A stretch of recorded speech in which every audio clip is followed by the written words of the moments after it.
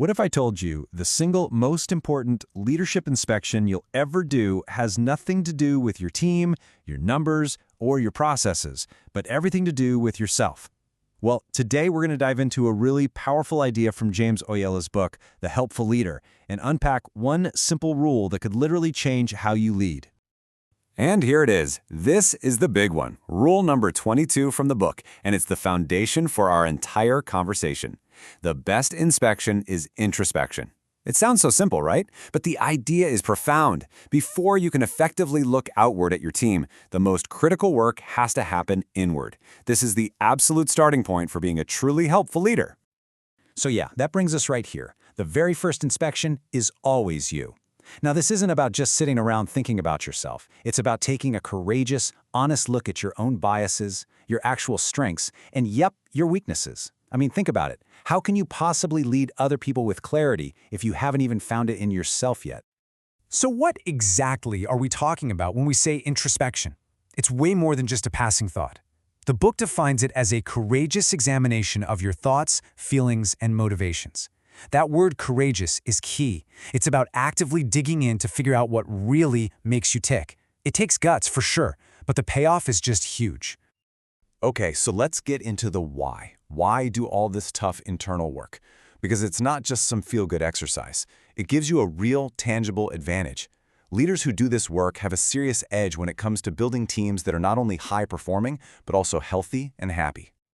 And what's so cool is how all these benefits start to connect and build on each other. It's like a positive feedback loop.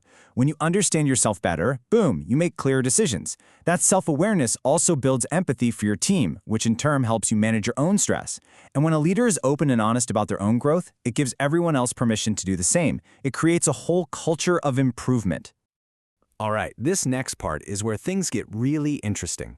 We all admire a strong work ethic, right? But Oyola challenges us to really look under the hood. Is that intense drive coming from a healthy place, or is it actually a mask for something else? We've got to examine the two very different sources of that drive.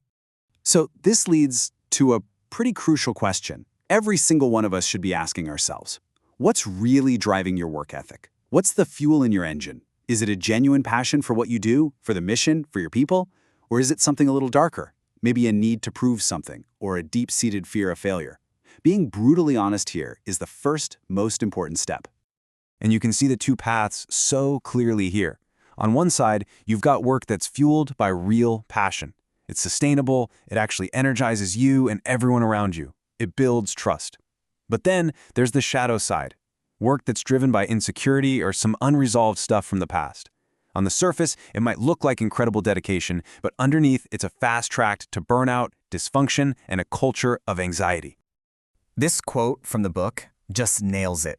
Without regular self-examination, what appears to be dedication can quietly morph into dysfunction. The line between the two can be razor thin, and the only thing keeping you on the healthy side is that regular, honest look in the mirror. Without it, your biggest strength can slowly and silently become your biggest problem. So, what's the big takeaway here? It's this. Your internal sense of wholeness is the absolute foundation for your external effectiveness. You just can't separate the two.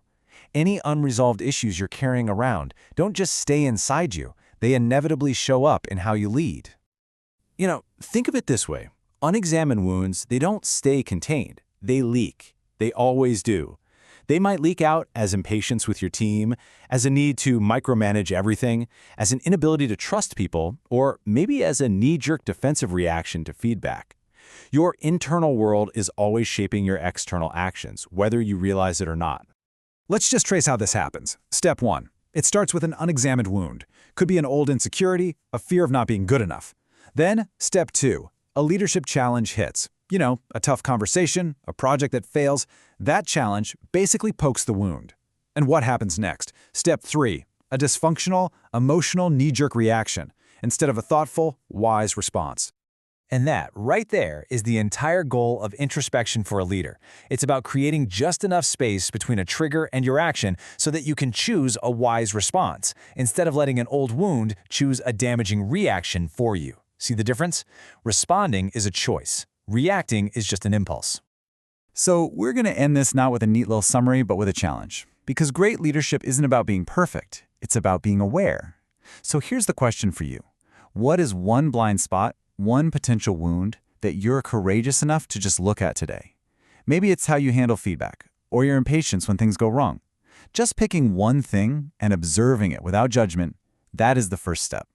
That's where the work of a truly helpful leader begins.